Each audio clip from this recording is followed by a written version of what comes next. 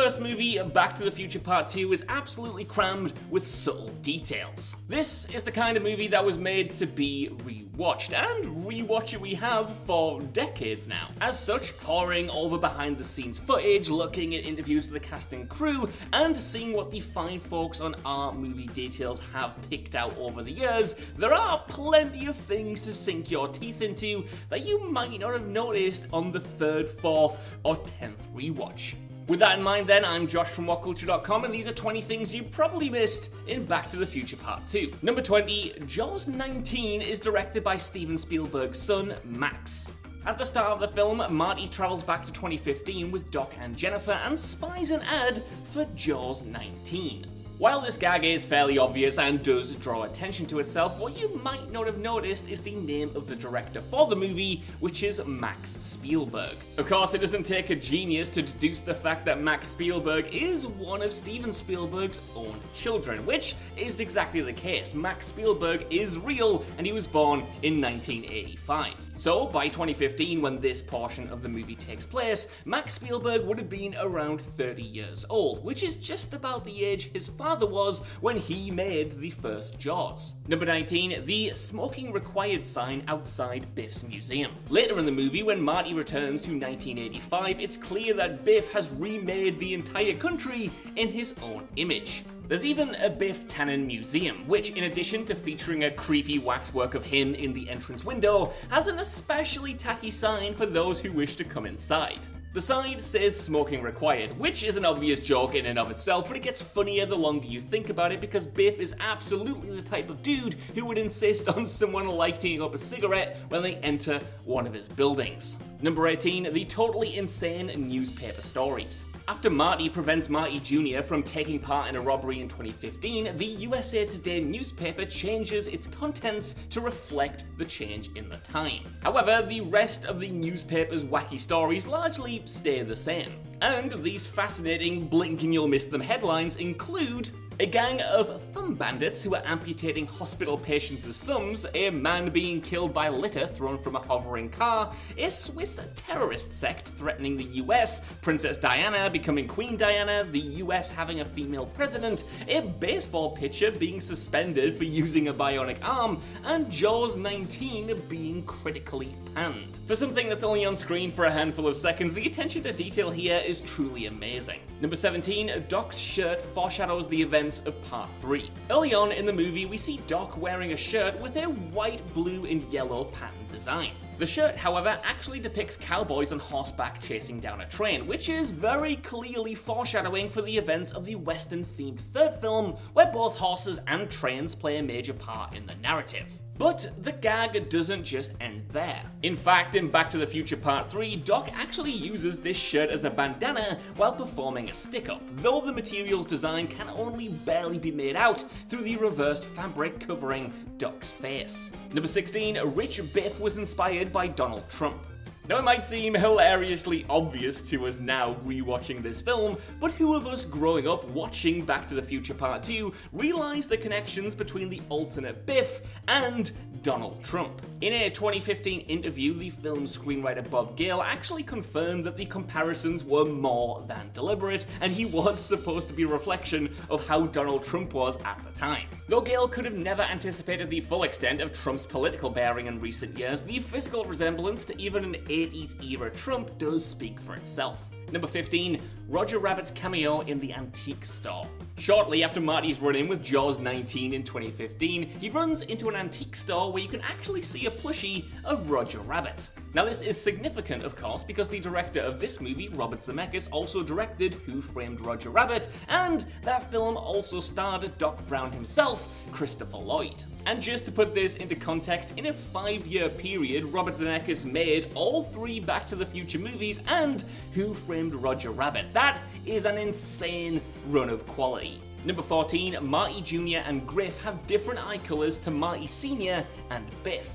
Though Marty Jr. and Griff have different clothes and characteristics that separate them from their ancestors, director Robert Zemeckis did go one step further to add a subtler visual flourish that separated these characters. See, Marty Jr. and Griff both have brown coloured eyes, while Marty Sr. and Biff's eyes are both blue. It's a clever piece of visual shorthand, because even if you don't consciously understand that one eye color is blue and one eye color is brown, something in your brain recognizes that there is a difference there. Number 13, a stunt woman is visibly injured during the hoverboard scene. As fantastic as the movie's 2015 hoverboard scene is, the moment when Griff and his cronies are catapulted out the entrance of the mall wasn't as smooth as you might have expected to film. In fact, stunt performer Cheryl Wheeler, who played the stunt double of the female member of Griff's gang, has recounted in detail that she wasn't convinced at all of the stunt's safety before shooting it, despite receiving assurances from the crew. And so, when Wheeler and the other stunt performers were launched towards the mall's giant glass window, she went off course and collided with one of the pillars. To make matters worse, a cable that had to be disconnected to drop the 4 performers onto a crash mat inside the mall was cut before she made it inside due to this collision, causing her to fall roughly 30 feet to the floor below. Wheeler was immediately hospitalized due to wounds to her face, hands and arms, but thankfully didn't sustain any lasting damage and went on to continue her career as a stunt performer very quickly. Number 12, the last Starfighter's star car makes a cameo. At the start of the hoverboard scene, keep an eye on one of the futuristic cars just parked at the side of the scene, because it might look familiar. In fact, this is the star car from 1984's The Last Starfighter, which is the flying vehicle owned by the alien Centauri. Considering that both movies were produced by Universal Pictures and The Last Starfighter was only made a few years prior to Back to the Future Part 2, it might just be that this prop was left on the lot, and when the Back to the Future team came around, they were like, this is perfect for this futuristic scene. Number 11, Christopher Lloyd couldn't see through the metal sunglasses. The film, of course, kicks off with the iconic scene of Doc Brown showing up in Marty's front yard to take him on another adventure, and, most importantly, in this scene, he's wearing a pair of silver sunglasses. Now, these aren't silver and I look less cool than Doc Brown in them, but we do have one thing in common. Neither me nor Christopher Lloyd could see out of our sunglasses. Like, I have no idea what's going on, even though they were just like lights at me, I don't know.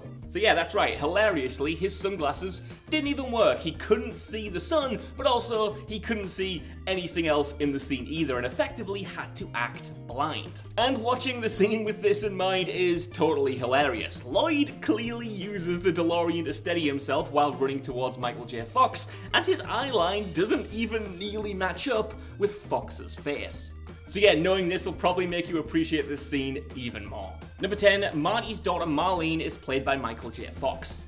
While it might seem so obvious as an adult, for those of us who grew up with Back to the Future Part 2, it is a mind-blowing revelation when you realize that Marty's daughter Marlene is actually played by Michael J. Fox. Fox is laid under heaps of makeup to play the part, yet his soft facial features sell the transformation into a cute teenager quite fantastically, even though some adult viewers might have failed to notice Fox himself in the role. Number 9, Nixon was elected 4 times and the Vietnam War is still going on in the 1980s. In Biff's alternate 1985 dystopia, we see an updated version of the Hill Valley Telegraph. Among a bunch of other information, this paper also features the incisive headline that says that Richard Nixon is looking to pursue a 5th term as president. And worse still, it says that he vows to end the Vietnam War by 1985. Now, considering that in our slightly less terrible reality, Nixon only served 1 term in the office and was gone by 1974, and the Vietnam War ended 1 year later, this truly is a nightmarish scenario. Number 8, George McFly was born on April Fool's Day and died on the Ides of March. When Marty visits his father George's grave in alternate 1985, notice the dates on his headstone. It turns out that George was born on April 1st, 1938, April Fool's Day, a rather fitting birthday for someone as goofy as George. As for his demise, he died on March 15th, 1973, and March 15th is historically known as the Ides of March, a date in the Roman calendar for settling debts and also the day on which Julius Caesar was assassinated. Number 7, the manned fundraising for the clock tower also appears in 1955. A minor but memorable character in the film is Terry, a man who asks Marty for a donation to help preserve the town's clock tower. Now, Terry is played by actor Charles Fleischer, who in addition to providing the voice of Roger Rabbit, was also only in his late 30s when the film was being shot. As such, Fleischer was piled under extensive old man makeup to give him the appearance of someone much older, as pays off when Fleischer slightly plays the same character in the 1955 portion of the movie. So if you ever wondered why they didn't just cast an older dude as this character in the first place, this is your answer. In fact, he was supposed to feature in more scenes than this, which gives it an even deeper explanation. Number 6, Lorraine's breast implants were foreshadowed. One of the most low-key horrifying parts of Biff's alternate 1985 reality is not only that he killed Marty's father, but also that he took his mother Lorraine as a wife. And not only that, but Biff also made her get breast implants. What's interesting about this though was that this development was actually foreshadowed earlier in the movie. In Marty's home in 2015, the gigantic multi-channel video screen displays an ad for 2 types of futuristic breast implants, those being inflatable and headlights. Also, when Marty and Doc first arrive in 2015, we can see stacks of unused silicone material piled up by the wall, indicating that implants in the future moved away from that outdated design. Number 5. Hill Valley Courthouse became a mall because all lawyers were abolished. One of the first sites that Marty happens upon in 2015 is the Hill Valley Courthouse, which is now being transformed into a futuristic mall. Hilariously, Doc explains that the United States justice system now issues a verdict within 2 hours of someone's arrest. And the reason for this? Well, in Doc's own words, quote, "The justice system works swiftly in the future now that they've abolished all lawyers." So this is surely why the courthouse was transformed into a mall with little resistance, because who's gonna need a courthouse when lawyers don't exist? Number 4, laser discs are in the trash in 2015. Another hilarious Easter egg in the 2015 portion comes from the alleyway that I mentioned earlier that housed all of those discarded silicone products, because near them is a bunch of discarded laser discs. Not laser dicks, which is what I keep saying and have to keep retaking this portion of the video because I can't just say laser discs. It's like a Freudian slip. Though Laserdisc failed to pick up mainstream traction after launching in 1978 due to strong competition from the cheaper VHS, it was only officially discontinued in 2009. In that respect then, the movie was only a few years out. Number 3, the wires holding up the DeLorean are just barely visible. Now, unlike the previously mentioned hovercraft stunt, this was one that went off without a hitch. Well, mostly. In alternate 1985, Marty memorably jumps off the roof of Biff's hotel casino to his apparent death before landing on the DeLorean being piloted by Doc. It's a great moment, so great in fact that you probably didn't even notice the wires that are holding up the DeLorean in this scene. Rather than suspend a real DeLorean in the air, the production created a double out of considerably lighter fiberglass, which Christopher Lloyd then sat in and Fox stood atop. And just above the left-hand side of the door, for but a few moments, you can actually see the fade lines of the wires holding everything together. It's a real blink and you'll miss it moment, but once you notice it, you will never unsee it. Number 2, Biff's curious taste in porn. Now keep an eye on some of the viewing materials strewn around Biff's apartment because there is a strange theme linking all of his porno videos. While Marty talks to Lorraine and takes in everything that's changed, 2 tapes can be seen around the apartment: Black Taboo and Playing with Fire. Now they might sound like made up titles just for this movie, but they are in fact, or at least my research tells me, I don't know this from first-hand experience, they are in fact real porn movies. More so than that, again, my research tells me that they both share an incest theme. Now this is an interesting choice if we look back on the story of the original Back to the Future, which had incestuous themes itself because Lorraine fancied her own son unknowingly when Marty traveled to the past. Number 1, the 2015 DeLorean has a barcode license plate.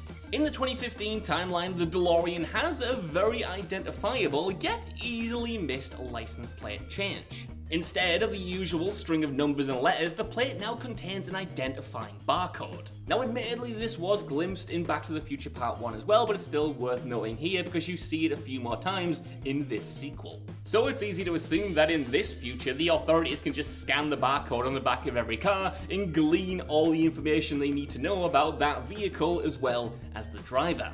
Upon closer inspection though, the barcode also has a number below it, that being 136113966, and though everything in these movies appears to have been done with intention, fans still categorically have no idea what this number means. Like, for real, if you figure this out, let me know in the comments, because I have no idea. So that's our list. I want to know what you guys think down in the comments below. Did you notice all of these Back to the Future Part 2 details, or are there some that have blown your mind and will get you rewatching immediately? Let me know, and while you're down there, could you also please give us a like, share, subscribe, and head over to whatculture.com for more lists like this every single day. Even if you don't though, I've been Josh, thanks so much for watching, and I'll see you soon.